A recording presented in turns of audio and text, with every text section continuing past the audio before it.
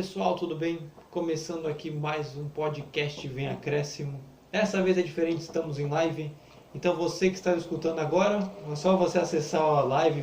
Vou falar com o editor, se a live vai ficar salva também. Você pode ver também o que a gente colocou também, a nossa live de ontem, que é o bastidor da nossa live aqui, do nosso podcast, melhor dizendo. Então, começando aqui, eu sou o Luiz Felipe, jornalista e apresentador desse maravilhoso programa aqui, nesse maravilhoso podcast. E vou chamar aqui uma dupla dinâmica, o Tico e Teco dos comentários, Batman e Robin, o Vitor Oliveira e o Vinícius Souza. Então, como sempre, Vini, como você tá? Tudo bem? Para mais esse podcast. Salve artista, futeboleiro e dama. Quer dizer, vou refazer isso daí. Salve artistas, futeboleiros e damas. Tudo bom com vocês? Eu ia começar o programa falando errado, mas tudo bem, tudo normal.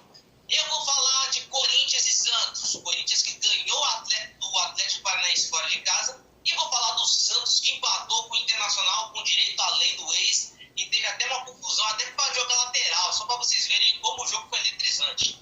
Mas agora, atrasado como sempre, mas tudo normal, porque eu também me atraso até para tomar banho. Vou chamar aqui Victor Oliveira, que vai cobrir Palmeiras e São Paulo. Fala aí, Vitão. Fala, galerinha. Tudo bem? Tudo bem? Tudo bem, tudo bem. Eu vou falar do São Paulo, que fez uma vitória magra. O Palmeiras, que fez uma excepcional partida quarta-feira, ou terça-feira, se eu não me engano. E perdeu para o Cuiabá. Quem diria? É contigo, Luiz. Então, começando aqui, sem mais delongas, vou pedir para que você que está nos ouvindo se inscreva no nosso canal no YouTube. Você também que está nos vendo também, caiu de paraquedas nessa live também, se inscreva no nosso canal. Siga a gente na Twitch, que é a Twitch do Vini aqui também. E se inscreva... Tá saindo um áudio, me corto, perdi a linha de raciocínio. Mas siga o nosso Instagram, podcast Vem Acréscimo. Também temos um site, o vemacréscimo.wordpress.com também. E siga a gente nos nossos agregadores de podcast. A gente está no Spotify, Anchor, Breaker, dentre tantos outros. E você pode seguir a gente lá também, para que você fique atualizado de tudo que acontece no futebol de São Paulo. Então, começando aqui, Vini, vem comigo, vamos falar do Corinthians.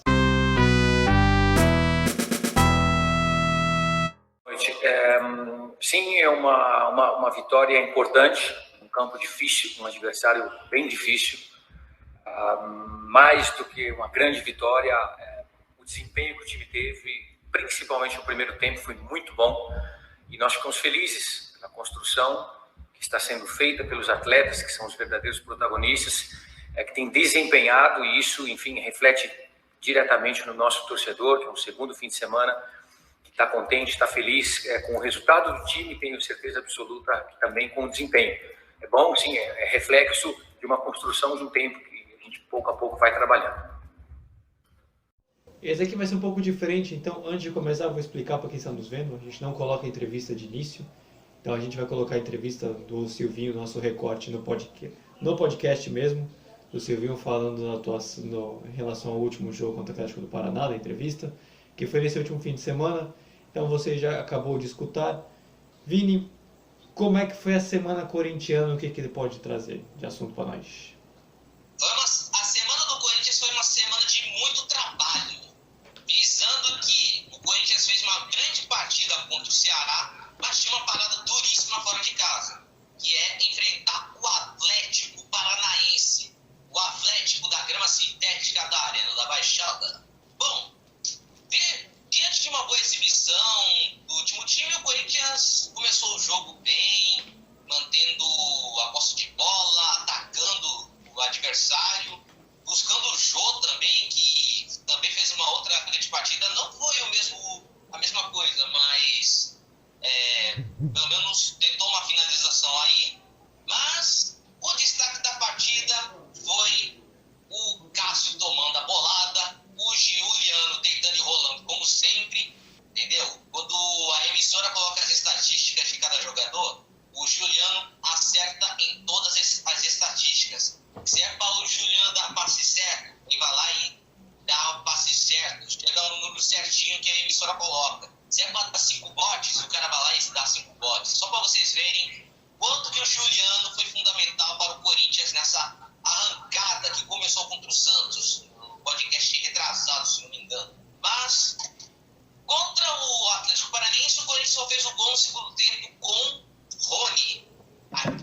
nunca critiquei. Aquele jogador que era cobrado por correr errado, aquele jogador que não dava aquela pinta de volante e tudo. Mas ele fez um gol de cabeça logo no cruzamento do tio Chico, o Fábio Santos. Aí em diante foi só administrar o resultado. E a gente já viu o Corinthians sofrer e tudo. Mas o que teve destaque na partida foi tanta bolada do Cássio, tanto do lance do Thiago Heleno com o Watson, que quase quebrou a perna do menino de ouro do Corinthians. Não é, ele não ganhou as Olimpíadas, o Watson, gente, mas eu tô dizendo que ele é um menino de ouro porque ele é uma peça valiosa que o Corinthians está tratando bem, assim. Mas, com o Thiago Heleno expulso depois de tentar quebrar a perna do Watson, o Corinthians garantiu mais 3 pontos fora de casa e agora está sonhando com Libertadores. Está na 6ª colocação. E agora o próximo desafio é contra o Grêmio, em casa. É contigo, Luiz. Não, você falou em sonhar de Libertadores, esse já era o assunto que eu queria conversar com você também e até para quem está nos vendo também. Corinthians está subindo na tabela. Isso era uma coisa impensável se a gente for colocar no início da temporada. Eu acho que já passaram 17 rodadas, o Corinthians está na 6ª posição. E talvez nem mais otimista corintiano fosse imaginar que aquele Corinthians do Paulista pudesse estar nessa posição. Então, Vini, o que se atribui a essa subida na tabela? Não quero dizer que vai ficar até o fim da temporada também, não quero dizer isso. Mas o Corinthians já mostra. E aquele time que o pessoal colocava para disputar por rebaixamento vai ser muito longe disso. E hoje talvez até seja um time que brigue por Libertadores do que propriamente por rebaixamento. Então o que dá para dizer desse Corinthians que teve uma rodada quase perfeita? Luiz, eu vejo que essa arrancada do Corinthians tem mais mérito do Giuliano e do Renato Augusto do que do próprio Silvinho. Na minha opinião, é isso. Com a entrada dos dois, mudou o Corinthians. Mudou o patamar do time. Entendeu? Porque, assim, se a gente for ver, assim, o Silvinho tá fazendo um bom trabalho, claro, não tem dúvida nenhuma. Faz um trabalho mediano, mas é aquela coisa. Tá bem, tá seguro no cargo. Mas o problema no Corinthians é que o Corinthians antes não tinha meio de campo. O Corinthians ultimamente estava apostando no Vitinho, estava apostando em outros moleques, só que não jogava bem do meio pra frente. Tanto é que todo mundo criticava esse ataque do Corinthians. Pô, esse meio campo, é um jogador, não sei o quê. Só foi entrar Giuliano e Renato Augusto, mudou o time voltou a atacar, voltou a jogar bem, e agora tá vindo forte para disputar pelo menos por uma vaguinha na Libertadores, que é a grande meta do Corinthians, que é jogar a Libertadores. E agora, com a possível chegada do Roger Guedes, que pode acontecer nessa semana, aí meu irmão, aí esquece, aí é camisa desse Roger Guedes, aí meu amigo, aí o Corinthians vai deslanchar e quem sabe pode disputar pelo título. A não ser que o Silvinho faça mais uma mágica nesse time que possa queimar meu comentário, por exemplo. Tipo, um período próximo, por exemplo, falar assim, Silvinho fazendo um bom trabalho e eu aqui falando que o Silvinho não estava bem, só com os jogadores, assim, entendeu? E assim por diante, Corinthians disputando as primeiras colocações e assim, encerro meu comentário falando que também nunca critiquei o Rony e também nunca critiquei o Silvinho, diferentemente disso. Não, eu queria ajustar. Agora você falou já do Roger Guedes, e esse é um assunto que bombou hoje na mídia, falando que o Roger Guedes conseguiu finalmente sua rescisão contratual na China e realmente está livre no mercado. Agora não tem mais vínculo emregativo com nenhum clube. E agora pode assinar parece que pode assinar com o Corinthians, que está quase tudo certo, e que vai poder ser um novo reforço do time. E além também do que surgiu, esse é muito mais complicado, surgiu a possibilidade de assédio do Corinthians ao William, que hoje está no Arsenal. Jogador da seleção brasileira, que foi muito bem no Chelsea, não tem espaço no Arsenal. O Corinthians parece que tentou uma proposta para ele. O William é mais difícil, o Roger Guedes está mais certo. Mas, Vini, caso venham os dois, o que dá para esperar do Corinthians para a temporada? Olha, a chegada do Roger Guedes já é certa. Agora a chegada do William, cara, pode ser possível. O pai do William disse assim, não é impossível, é apenas difícil a negociação. Mas é aquilo, o William nasceu no Corinthians, ele foi revelado pelo Corinthians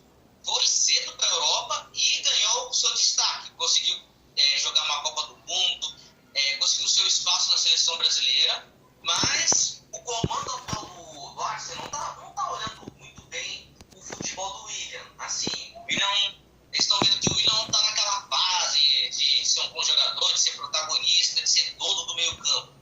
Mas com essa chegada do William, eu já até imagino como é que seria o time do Corinthians daqui para frente, assim, um meio campo com Gabriel Canty, quer dizer, Gabriel, Rony, o William, Renato Augusto, Juliano na ponta e o Jô na frente, ou o Luan, o centroavante.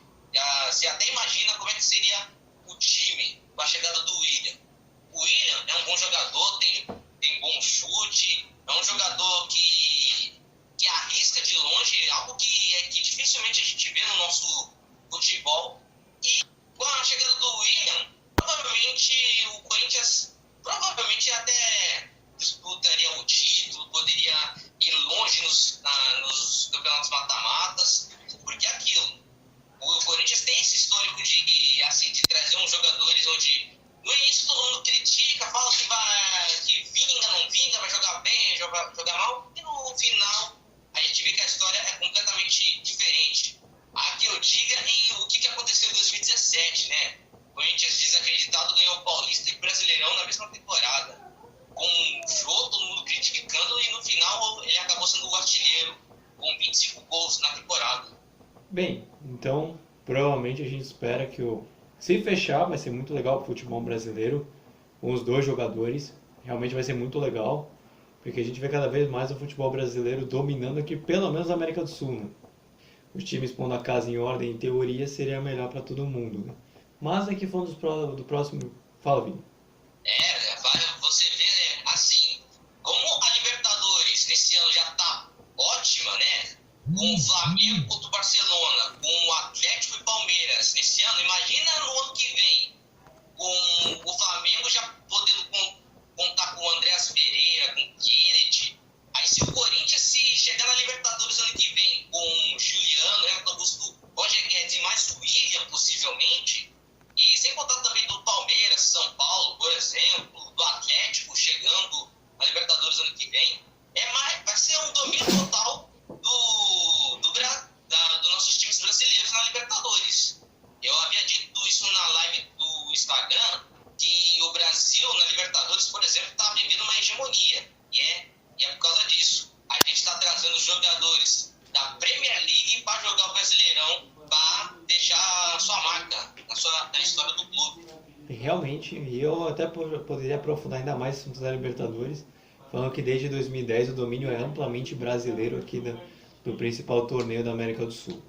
Mas agora o Corinthians vai enfrentar o Grêmio fora de casa no sábado às 9 horas da noite. Vini, com um possível reforço do Roger Guedes, que pode anunciar e provavelmente vai estar no bid, acredito, até o fim de semana, o que esperar do Corinthians embalado contra um Grêmio que está se recuperando na tabela? Luiz, você já disse tudo. Com o Corinthians embalado e com o Grêmio literalmente em baixa, tentando escapar da zona de rebaixamento, eu vejo o Corinthians assim, favorito nesse confronto. O Grêmio ultimamente não está aquele mesmo Grêmio dos outros anos.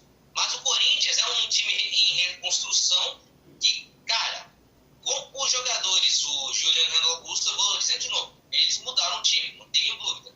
Mas se o Silvinho quiser testar novos jogadores, testar, por exemplo, outros jogadores aí da base, aí para jogar, pelo menos colocar o Luan no lugar do Jô, assim, para começar o jogo titular, seria uma boa também. Não tenho nada contra o jogo, mas seria bom. Mas nesse confronto contra o Grêmio, eu repito, o Corinthians favorito, tem tudo para ganhar mais 3 pontos. E se o Corinthians ganhar esse jogo, com certeza vai embolar o grupo dos 6 primeiros que estão no G6. E, cara, o Brasileirão vai ficar muito disputado nesse próximo turno aí. Então, fechando aqui a parte do Corinthians, agora vamos falar do São Paulo. E aí eu chamo o Vitor aqui para essa parte, e a gente também tem bastante coisa a falar.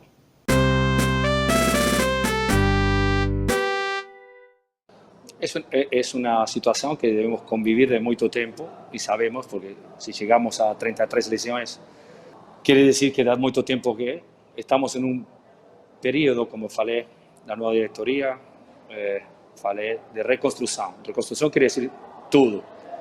Entonces, seguramente se van a tomar decisiones en el futuro para mejorar, para construir, no solamente a nivel técnico, sino también a nivel de estructura. Esto debe acontecer, pero debemos solamente esperar que estas cosas lentamente comiencen a acontecer. Como falei, acredito que fue un mes atrás, no vamos a resolverlo esto hoy, no va a acontecer porque dá muito tempo que São Paulo deve melhorar a nível de estrutura. Então, para você que está nos vendo, a gente vai colocar no podcast depois o áudio, você que está escutando o podcast já escutou, falando a respeito do Crespo, falando do alto número de lesões que o São Paulo vem tendo na temporada. Mas eu sei que tem muito mais assunto do São Paulo do que isso. Então, Vitor, o que a gente tem para o São Paulo da semana? Então, essa semana é a Libertadores, jogo de volta. Palmeiras 3, São Paulo 0. Uma partida excepcional do Palmeiras e o São Paulo amarga essa eliminação. Primeiro tempo com pressão do Palmeiras, parecia que o gol sairia naturalmente. Tanto que aos 10 minutos, Zé Rafael arrancou e tocou para Rafael Veiga fazer o primeiro. Abre aspas, falha do gol. Fecha aspas. Depois o São Paulo, com mais posse de bola, não conseguia achar espaços para fazer a jogada. E um erro pode ter contragolpes de Dudu e Rony. Rodrigo Nestor e Gabriel Sara criaram as melhores oportunidades, todas para fora. E o Palmeiras quase fez o segundo gol com Rony, uma defesa do Volpi, e do Rafael Veiga, mais uma vez. Segundo tempo, o São Paulo voltou melhor, com mais ímpeto na partida. Correu riscos com a saída do Luan, com a entrada do Rojas. Poderia ter sido melhor naquele momento da partida, mas o Pablo perdeu um gol incrível, que naquele momento faria muita diferença na partida. Quem não faz, toma. E Dudu fez o segundo. Patrick de Paulo o terceiro em seguida. Avalanche verde. Nos atos finais da partida, Vitor Bueno foi expulso em entrada dura no Gustavo Gomes. Resumindo, foi uma partida digna de um semifinalista. O Palmeiras muito bem na partida. São Paulo com muitos erros nos dois jogos. E a falta de precisão na hora do chute custaram caro. Então essa primeira parte foi da Libertadores. E agora pulando de terça, me recordei, né? Não era quarta-feira como eu falei anteriormente, é terça. Agora é para domingo 8h30 na Ilha do Retiro. São Paulo 1, Sport 0. Foi uma partida horrível, fraca tecnicamente. Mas os 3 pontos foram importantíssimos para o São Paulo. E o São Paulo começou com tudo. Pablo marcando logo de início após o belo passo do Rodrigo Nestor. Em seguida, o São Paulo diminuiu as linhas, baixou as linhas, a intensidade, e o Sport cresceu, chegando com Sabino e Hernanes, mas nenhum deles acertou a meta São Paulina. Ou seja, não teve nenhuma lei do ex. Sem grandes emoções. No segundo tempo, foi um jogo bem fraco, continua. As duas equipes não conseguiam acertar. São Paulo pecava na hora de matar o jogo, enquanto o Sport não conseguia agredir o São Paulo. Sendo assim, o placar não se alterou até o final da partida. Foi uma... Eu escrevendo é uma brincadeira. Foi uma partida horrível, de novo falando, bom frisar, mas a vitória subiu o São Paulo de posição na tabela e eleva a autoestima contra o Fortaleza na quarta-feira.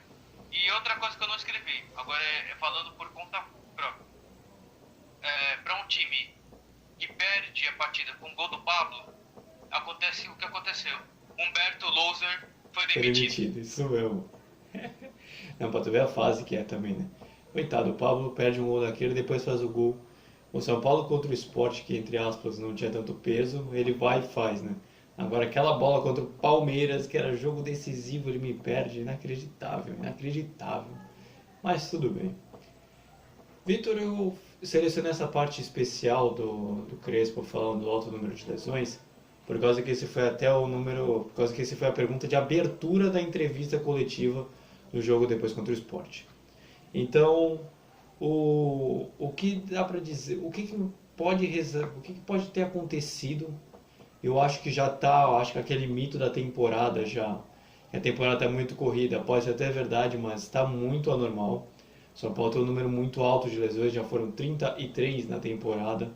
Dá uma média de mais de uma lesão por jogo, aparentemente, do que o cara fez no levantamento lá.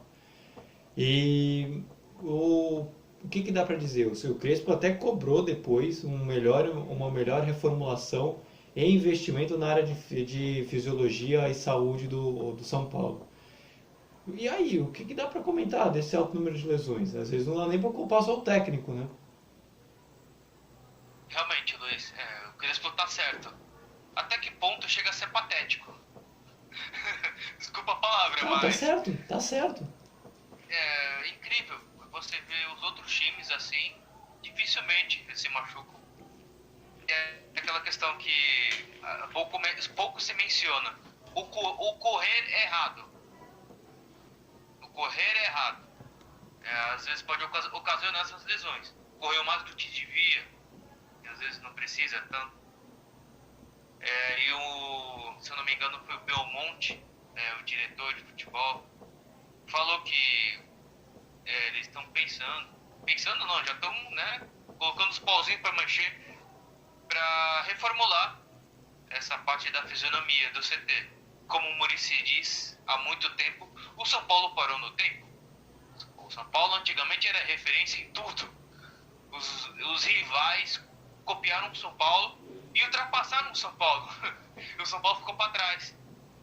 Então, tem que melhorar essa parte da fisiologia mesmo. E chega a uma parte boa nesse contexto, que se eu não me engano o São Paulo joga quarta contra o Fortaleza, mata-mata, contra o Juventude no domingo, e depois ele vai ficar 2 semanas sem jogar, por causa que o Daniel Alves foi convocado. Então a CBF fez uma mudança no calendário para aqueles que foram, na verdade, convocados, não prejudicarem seus clubes. Então o São Paulo vai ter mais 2 semanas só para treinar, para descansar, para essa bruxa do 71 ir embora do CT. Justo, porque realmente a fase está horrorosa no São Paulo em relação à lesão. É normal o clube ter lesão mesmo, isso é normal. Mas poxa, o número tá absurdo. E aí agora é o grande assunto agora pelo pensamento do São Paulo, já que não conseguiu passar na Libertadores. Agora o foco volta a ser a Copa do Brasil como outro campeonato também mata-mata de grande importância. Enfrenta um poderoso e chato Fortaleza e para disputar para chegar à semifinal. Vitor, você que cobre o São Paulo, eu vou dizer isso para você e para quem está nos vendo e nos ouvindo também. Para mim não tinha hoje, talvez só o Flamengo, um adversário pior para se pegar do que o Fortaleza. De verdade. Os outros times ainda patinam, são grandes, mas não vem em grande fase. Agora o Fortaleza é considerado um time médio, mas está muito bem na temporada. Vai ser bem duro para o São Paulo esse jogo. Como sempre. Sinceramente. Nas últimas partidas, se eu posso falar anos, né? Porque o Fortaleza só está na Série A. Sim. Tem feito jogos bem complicados. O São Paulo tem ganhado a maioria. Ganho, na verdade, a maioria. Só teve corrigida. E só foi na última partida que São Paulo e Fortaleza que o Fortaleza ganhou. Ou seja, nas outras foi só empate e vitória de São Paulo. Mas dessa vez o Fortaleza está jogando muito mais do que vinha jogando contra o São Paulo. Realmente, Luiz, vai ser uma partida bem complicada. Tudo. E o São Paulo, se aprendeu alguma lição contra o Palmeiras, que faça diferente agora. Não. Porque vai ser outro jogo difícil. A primeira partida em casa. E a segunda lá no Castelão. Só que é aquilo. Vai jogar a primeira partida agora, quarta-feira. Se eu não me engano, pela minha memória jovem, o jogo de volta é só dia 15 de setembro. Mais de 2 semanas. Sim. Olha só. Então... Vini, pode falar. Vini aqui, ó. Pegar logo Fortaleza de cara aí é foivoda, né? Tava demorando. Piada infame do podcast já feita. Acabou, a cota já foi feita já.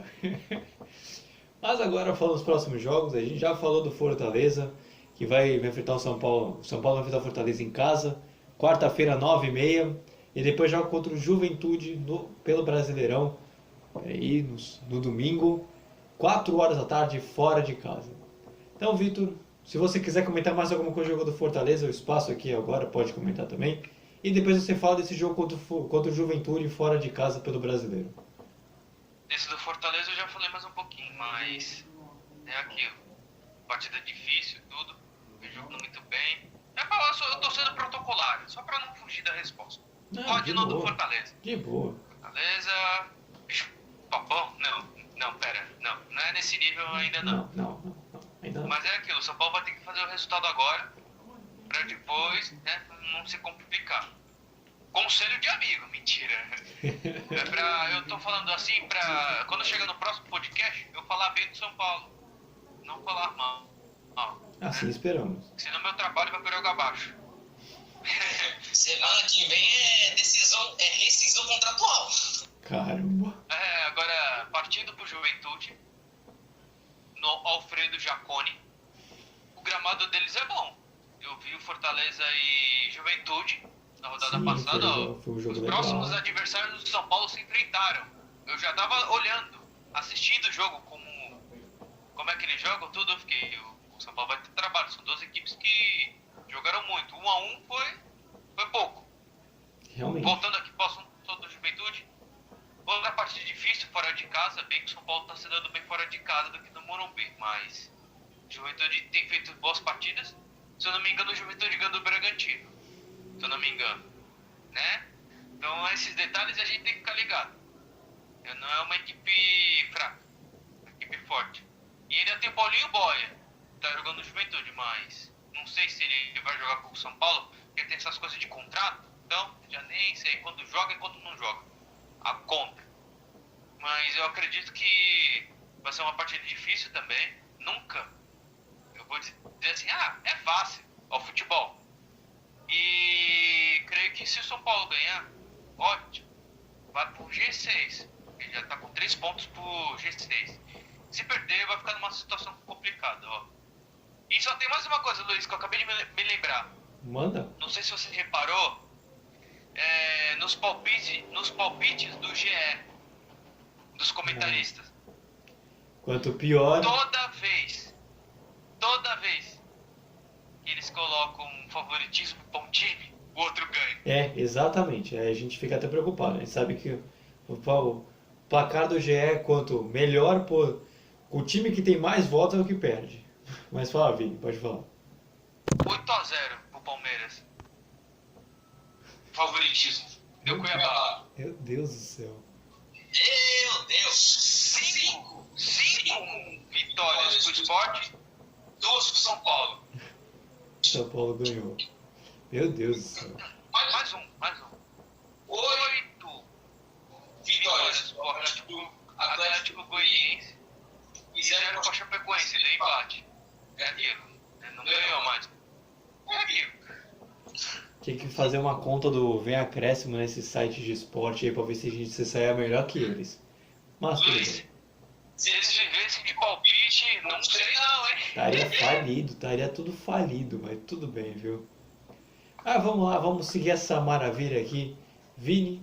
Fala, Vini. Se já tivesse falado. Não, eu tava tentando pedir a fala faz um tempão. É que o Vitor falou do Paulinho Boia aí, que tá aí no Juventude, sei lá se ele joga ou não joga com o São Paulo, não sei se eles fizeram esse bagulho do contrato aí.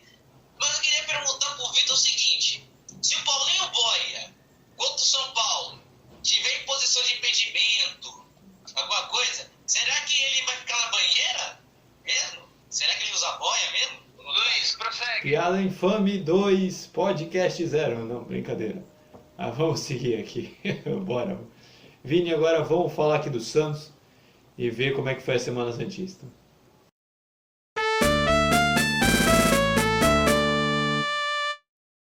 O Léo Batistão quanto o Tardelli são jogadores, são atacantes que têm mobilidade e tem muito a ver com aquilo que eu penso de futebol.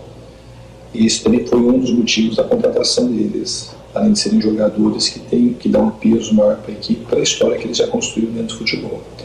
Tanto um quanto o outro, independente de quando eles vão estrear, eles vão precisar de muito tempo para ganhar ritmo, e a gente está procurando acelerar esse processo todo.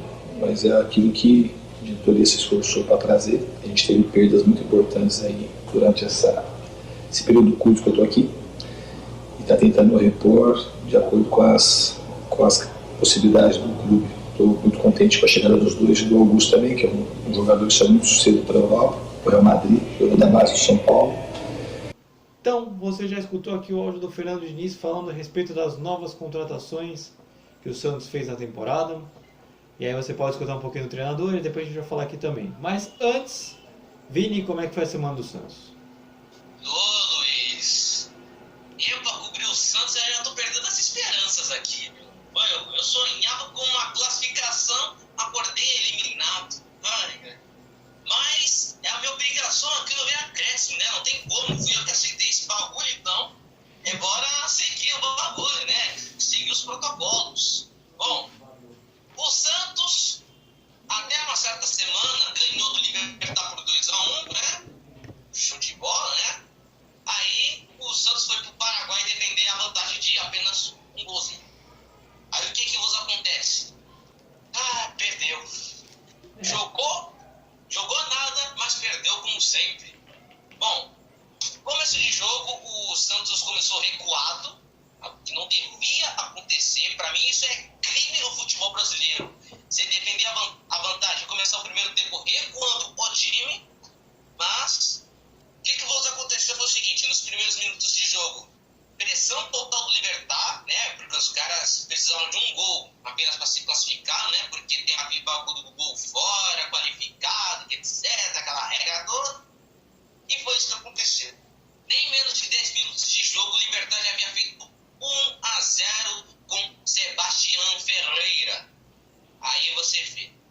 Como o Libertad fez o gol que precisava, eles não precisaram fazer nem o segundo, nem o terceiro e muito menos o quarto gol. Eles tiraram o pé. Eles tiraram o pé do freio, o pé do acelerador, entendeu? Era para ter sido pelo menos 3-0 só no primeiro tempo, se continuasse com a mesma pegada. Aí, o Santos, que nem finalizou direito no jogo, o Diniz fazia as alterações, nada dava certo, o Santos jogava um péssimo futebol, cedia os contra-ataques para o Libertad, mas mesmo assim, Santos eliminado de novo em mais uma competição. E aí, agora é esperança bater pelo menos um título, pelo menos na Copa do Brasil, porque senão, amigo, é fechar as portas para pensar na próxima temporada mesmo. Agora, para se recuperar dessa eliminação aí contra o Libertad, já que o Libertad vai pegar o Bragantino lá na Sul-Americana, o Santos vai se recuperar no Brasileirão, já que está em umas posições entre 10º e 11º, não sabe se fica na primeira tabela ou se fica na segunda tabela, pegou um Internacional que está na mesma situação, também está naquelas posições, só que precisava de um resultado para pelo menos respirar. E o Santos começou bem a partida até, tomou o gol do Gabriel Mercado, que está estreando na equipe adversária. Ó, beleza, hein? Que lindo, né? Como diria o Abel Braga, foi lindo, né? Mas eu, como comentarista, já estava com sangue nos olhos só de ver aquele resultado. Mas o Pirani e o Madison quase salvaram no domingo. Pirani fez um golaço, Milton Leite narrou que a bola bateu pra fora, depois entrou. Bagulho esquisito, né, na narração. E o Madison de cabeça virou o jogo. Santos indo pro vestiário com 2-1 no bolso. Mas o detalhe dessa partida, além dos gols, teve uma certa confusão entre Santos e Inter por causa de uma cobrança de lateral, cara. Só pra você ver o nível do nosso futebol brasileiro. Tem discussão de pênalti, tem discussão de falta, tem discussão entre dois colegas do mesmo time, mas tem discussão por causa de um lateral, amigo. Vocês achavam que futebol é só VAR, é só cartão amarelo por causa de uma falta que nunca aconteceu? Não, nada, amigo. Aqui é futebol brasileiro, rapaz. Mas 3 gols já estavam garantidos, só que um ex-santista resolveu fazer um gol contra, né? Mentira, não foi um ex-santista fazer um gol contra aqui, nada disso. Um ex-santista que está jogando recebeu o passe do Edenilson, para o Yuri Alberto fazer o gol de empate e fazer aquela famosa comemoração do Cueva, que ele fazia assim, né? Para os outros torcedores, né? Mas como não tinha ninguém no estádio, então ele podia fazer à vontade e, mesmo assim, ele não recebeu amarelo nenhum. Bom, 2-2, o Santos novamente decepcionando nessa rodada, como sempre. E agora é só renovar as energias para a próxima rodada. Bora, Luiz! Não, onde a gente fala da Copa do Brasil, que o Santos vai enfrentar o Atlético do Paraná, o Santos se apresentou algumas contratações, já tinha feito algumas, e agora fez mais duas, considerando que já apresentou mais uma agora nessa segunda-feira de tarde, que é o Léo Batistão, que oficializou, já estava certo já com o Santos, só que por causa dos documentos, parecido com a situação do Roger Guedes, oficializou, já anunciou. E o Santos anunciou também o Diego Tardelli e pode até anunciar outros jogadores também. Mas, Vini, o mercado de contratações para o Santos está bem maluco, mas por enquanto anunciou mais dois. E o que dá para esperar dessas contratações e de repente dá para vislumbrar uma melhor temporada daqui para frente? Bom, com essas contratações a gente espera que o Santos melhore, né? Com a chegada do Léo Batistão, que até agora, onde eu sei, ele é centroavante, ele pode fazer a função do Caio Jorge, claro, e é uma carência que o Santos está vivendo, né, de ter só o Bruno Marques e o Marcos Leonardo para fazer a função, mas com a chegada do Léo Batistão, pelo menos a equipe não fica sobrecarregada de usar a base com muita frequência para não ficar queimando jovens a cada rodada, para ver se empolga ou não empolga, mas com a chegada tanto do Batistão quanto do Tardelli, pelo menos vai elevar um pouco de qualidade na equipe. Logo o Tardelli, galera, do jeito que ele foi anunciado no Instagram dele, não sei se vocês já chegaram a ver, mas ele anunciou a sua chegada ao Santos de uma forma inusitada. Isso tem até uma historinha, porque o Diego Tardelli, para quem não sabe, ele foi revelado na base do Santos. Galera, eu nunca vi o Diego Tardelli com a camisa do Santos, eu só vi ele hoje. Mas com 17 anos e com a camisa do Santos, nunca vi não. Mas teve uma certa história que, assim, quando ele frequentava a base do Santos, ele sem querer, não sei se ele roubou ou não roubou, um todinho, algum achocolatado, e mesmo assim, ele foi dispensado do clube. E mesmo assim, o cara foi para outro time e se destacou. Até ele passar para São Paulo, para outros clubes da Europa, depois ir para o Atlético Mineiro, estourar de vez, e agora voltar para o Santos. E no seu Instagram ele tirou uma foto do que ele estava num jatinho e no canto estava um todinho. Aí colocou a legenda: vou ali e já volto, falando assim. Então. E com isso o Santos fecha mais duas contratações, procura reforçar o elenco, porque já tem jogo difícil no meio de semana, que é contra o Atlético do Paraná, o primeiro jogo sendo fora de casa. Já assim, mais ou menos como a gente falou com o São Paulo anteriormente, que agora vai focar na Copa do Brasil, porque foi eliminado da Libertadores, o Santos também foi eliminado da Sul-Americana, e assim como o São Paulo também não tem um confronto que não é nada fácil. O Atlético do Paraná, para mim, junto com o Fortaleza e o Bragantino, o Santos, para mim, pegam dois dos principais hoje times considerados médios ou não grandes no futebol, e não vai ser nada fácil. Então, Vini, o que dá para esperar do Santos nesse confronto da Copa do Brasil? Bom, eu espero que o Santos vá pegar o Atlético Paranaense fora de casa com sangue no zóio. Porque, olha... Isso, eu estava certo. É lá na Arena Baixada. E vai lá com sangue no zóio. Porque contra o Libertad foi uma equipe sem agressividade. Não era aquela equipe que estava competindo mata-mata. Logo num mata-mata de um torneio intercontinental aí, o torneio continental aí da Sul-Americana. Pô, já tô confundindo as palavras aqui, entendeu? Mas espero que o Diniz, pelo amor de Deus, faça o que é certo e pelo menos busca a equipe mais agressiva no Santos. O Santos precisa ter outra postura. A Copa do Brasil rende uma bolada pro clube, é prêmio cheio, 60 milhões em jogo, literalmente. E o bagulho vai ficar louco se não ganhar a Copa do Brasil.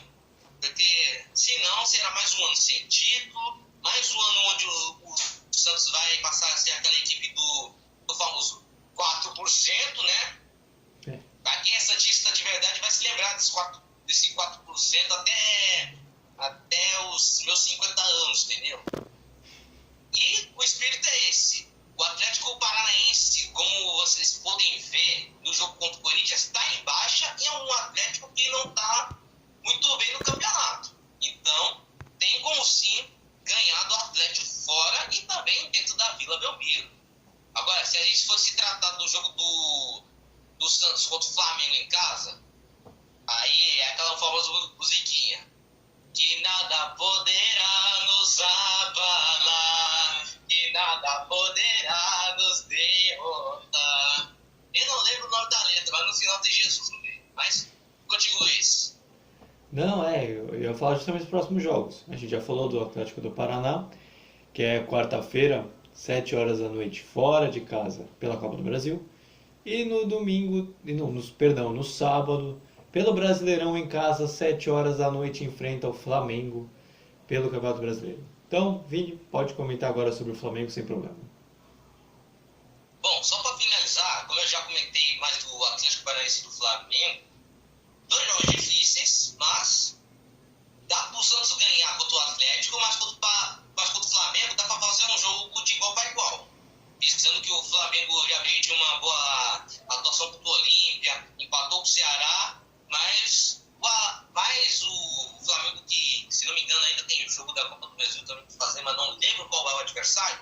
Mas, em resumo, o Santos tem tudo para pelo menos empatar. Se empatar, pelo menos eu vou chegar no próximo podcast felizinho, falando assim, eu tô bem, não tô bem. Sim, tô bem, não tô bem. Bom, para os Santistas, é uma boa sorte, assim como eu, setorista do Santos, eu mando já boa sorte já para os torcedores e tudo.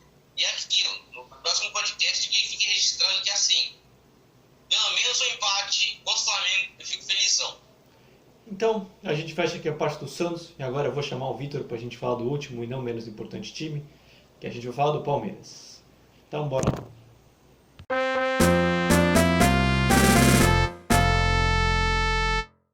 A verdade é que é um jogo que proporciona muitos cruzamentos. A equipa do Cuiabá fecha-se com 9 jogadores no corredor central, onde joga praticamente em 10 metros, onde o espaço entre linhas não existe, e nós teríamos que forçar os corredores.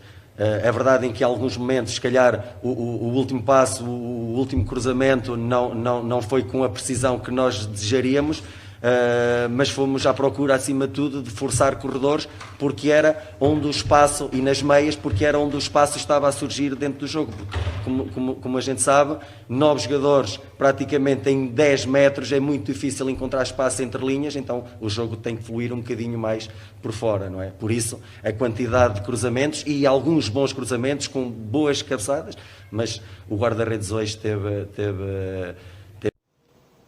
Então, escutando aqui o assistente do Abel Ferreira, que o Abel não foi ele que deu entrevista, a gente vai falar do Palmeiras e o áudio, o corte a respeito do último jogo contra o Cuiabá e que o Palmeiras perdeu. Então, Vitor, o que dá para falar do Palmeiras? Foi o meu xará, Vitor Castanheira. Exatamente. Foi o Palmeiras 0, Cuiabá 2. Olha só que resultado surpreendente. Começando o meu resumo vosso de cada dia. Partida surpreendente e muito boa do Cuiabá, que neutralizou o Palmeiras. O primeiro tempo já começou com um gol, logo de cara, do time visitante. Abriu o placar com Cleison, escurinho, em chute de fora da área. Logo depois o Palmeiras foi para cima, mas esbarrou na defesa forte e experiente do Cuiabá. Conseguiu chegar com o Zé Rafael, mas o gol foi anulado por impedimento milimétrico. No segundo tempo, 2 propostas. O Palmeiras em busca do empate e o Cuiabá tentando matar o jogo no contra-ataque. Enquanto o Palmeiras perdia oportunidades com Daverson e Dudu, Cuiabá seguia assustando com Danilo e Rafael Gava. O goleiro Walter Escurim garantia a vantagem com defesas importantes. E no fim do jogo, contra-ataque do Cuiabá e William Correia, ex-Bragantino, fechou o placar. Partida cirúrgica do Cuiabá. Palmeiras não é um time de propor o jogo, portanto, sofreu bastante na partida ainda com uma defesa forte pela frente e um goleiro inspirado. O placar foi justo. E assim, Luiz, eu queria também só falar mais uma coisa. Olha só, pra você ver como é que o mundo dá volta. O Palmeiras preferiu ficar com o Daverson, enquanto o Borja só faz gol no Grêmio. Exatamente. Pra você ter uma ideia. Antes de se pensar. Pra você ter uma ideia, às vezes, como é culpa do time também, não só do jogador, né?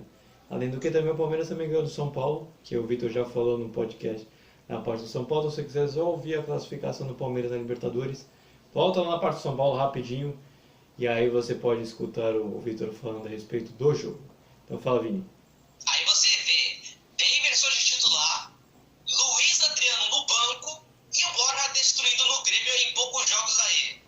Que Só pra fala. você ver se o Palmeiras quer aliviar a folha salarial, se não quer aproveitar o jogador, alguma coisa, só pra você ver o quanto que o cara foi tão importante pro Palmeiras, né?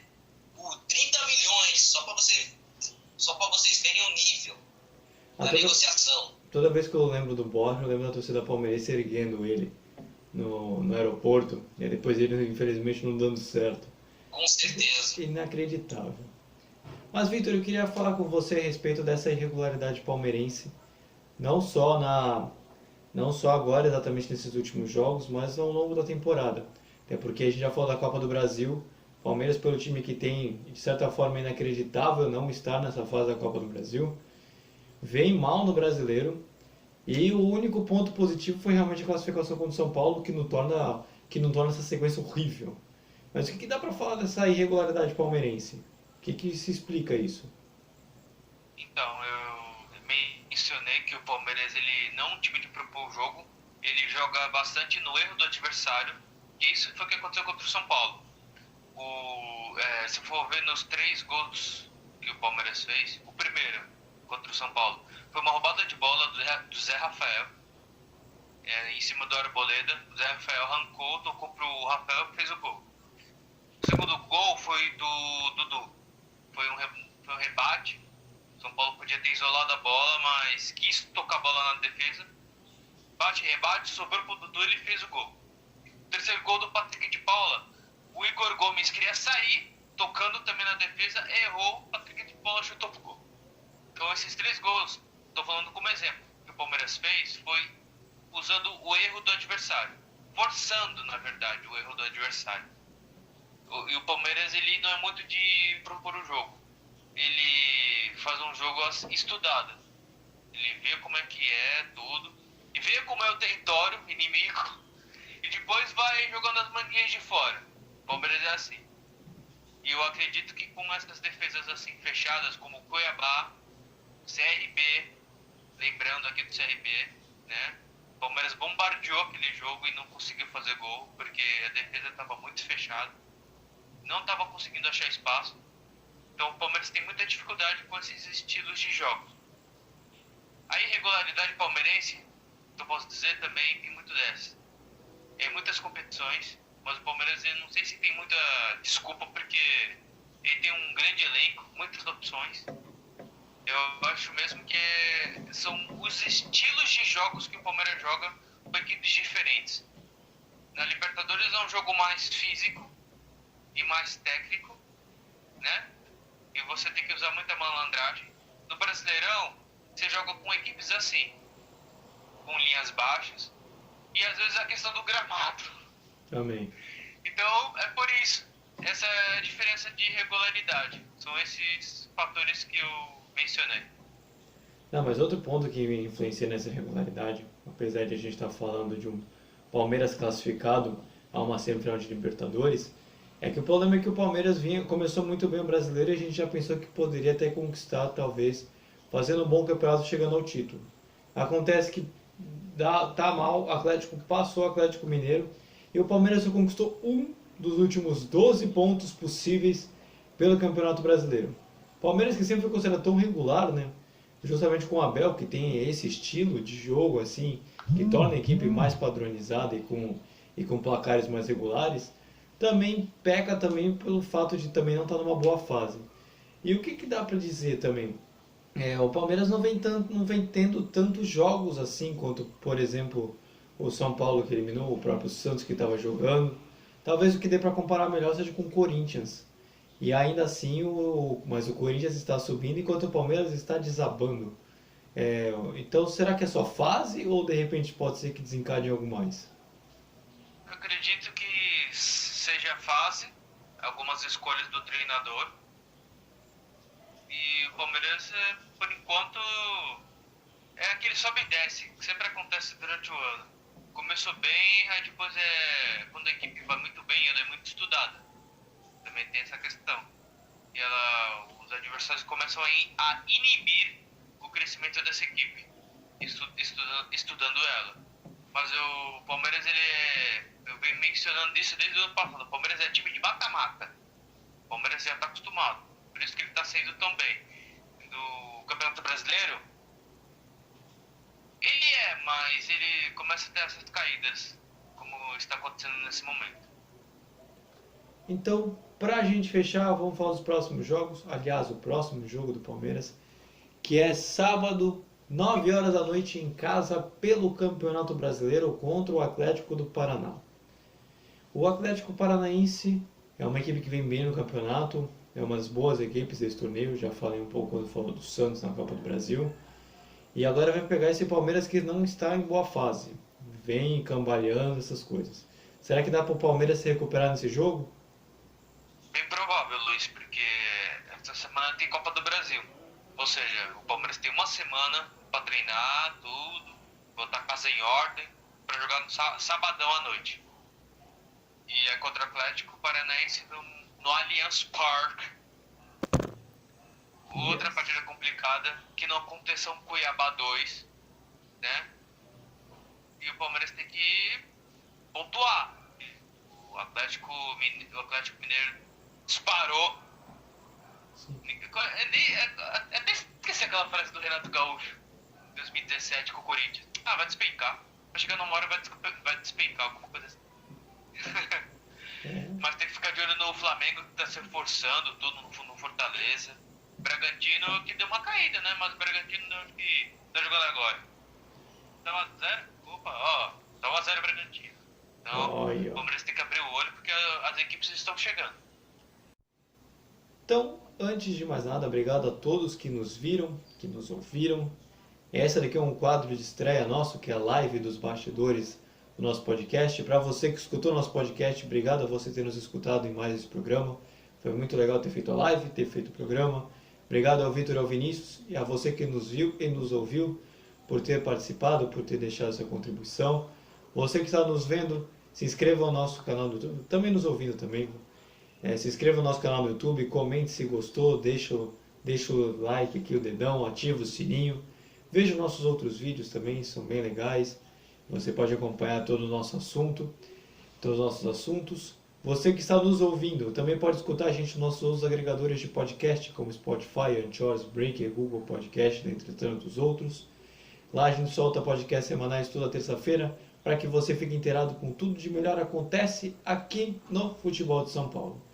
Para você que está vendo e nos ouvindo, acesse também nosso Instagram, podcast Vem Acréscimo. Lá a gente posta uma série de conteúdos legais, desde prognósticos, acompanhar os times nos stories, há também uma série de besteiras também que a gente coloca, uns memes de vez em quando. Você vai gostar também. E não deixe de acessar o nosso site, vemacréscimo.wordpress.com. Lá você vai ficar sabendo todas as nossas últimas publicações e também você pode ver todas as tabelas dos seus times, além também de notícias e tudo que a gente costuma publicar aqui também. Então, Vini, esse é o momento que eu mais espero nesse podcast. Não, brincadeira, é um dos mais também. Qual é a sua frase para fechar essa maravilha? Luiz, tem umas coisinhas que dá pra falar que é o seguinte, teve um dia que uma pessoa me perguntou sobre a minha beleza e etc. Eu falei assim, se minha beleza pagasse pedágio eu seria isento, mas tudo bem. Mas a frase é a seguinte, a frase é uma pequena reflexão sobre se as coisas das pessoas que têm a sua característica de coração bom, ruim, etc. Mas eu queria deixar uma reflexão para todos nós aqui, tanto a gente, eu, Vitor, Luiz que está aqui, então para você que está em casa, nos assistindo e também escutando nosso podcast. Vocês preferem falar palavrão e ter um bom coração? Ou vocês querem falar palavras bonitas e terem um coração coração ruim. É isso, gente. Ai, bonitinho aí, ó, caramba, teve a frase meme que eu gostei, aí depois toda a reflexão também, pô, da hora, gostei. Não, eu vou ser sincero, eu prefiro ser o primeiro, mas tudo bem. Eu já falo palavrão mesmo, então pra mim não vejo problema nenhum. Então, Vitor, vou deixar pra você, posso se despedir primeiro, mandar abraço, beijo, consideração pra todo mundo, e se tiver frase, solta também. Esse departamento é do Vinícius. Eu só faço algumas tiradas no meio do podcast. A minha voz tá sempre com a contenção. É minha dentadura, é minha prótese. É uma boa semana. Tá falando com a língua só da boca, esse gato. É tipo isso mesmo. Uma boa semana, pessoal. Obrigado por ouvirem o podcast. Tchau. Então, terminando o Vitor Retranqueiro. Terminando o Vitor Retranqueiro, quer dizer, o Vitor na contenção. Não dá pra, essa piada nunca vai perder a graça. O Vitor, um dia tem que ser técnico de futebol, porque ou ele avança ou ele condensa, né? Não tem problema não. Então, Vini, o espaço é seu, também pode se despedir também do pessoal. Bom, meus queridos, minhas queridas, obrigado por escutar nosso podcast e também nos assistir na nossa live. É a primeira live dos bastidores de muitas, então, mais uma vez, curtem, comentem, compartilhem e se inscrevam no canal, teremos mais vídeos aí nas próximas semanas.